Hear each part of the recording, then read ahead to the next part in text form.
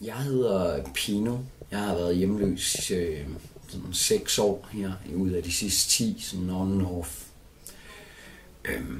Jeg har faldet igennem vores dejlige sociale sikkerhedsnet, manglende efterværn efter en anbringelse, og manglende tiltro til systemet, og flakket ellers bare rundt fra det ene aktiveringstilbud til det andet, samtidig med også boede på gaden og hos venner og bekendte.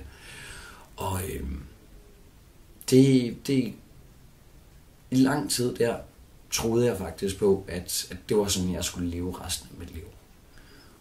Det gør jeg ikke længere. Jeg har lidt fundet en mening med, hvad jeg gerne vil. Jeg har fundet nogle mål, som jeg aktivt arbejder på, selv når jeg har været hjemløs. Ikke altid med stor succes, men trods alt arbejde videre imod dem. Der skulle jeg have gjort en del ting.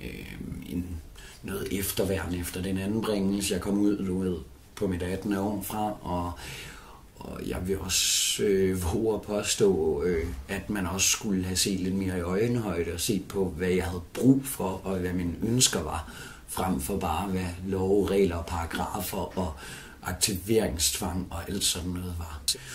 Det er en blanding af alle de her reformer, der har været et mere pres, det har jeg selv oplevet på egen krop, på lige præcis unge hjemløse, til at nu får de færre penge, boligerne bliver dyrere, de bliver tvunget ud i aktiveringer, der overhovedet ikke giver nogen mening for dem.